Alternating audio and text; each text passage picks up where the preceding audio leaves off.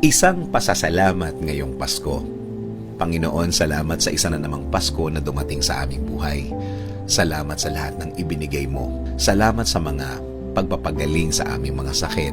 Alam namin na lagi kang andyan, Lord, para kami alagaan. Panginoon, salamat din sa lahat ng mga pagkakataon na iniligtas mo kami. Ang iba, alam namin, at kami mismo ang naka-experience.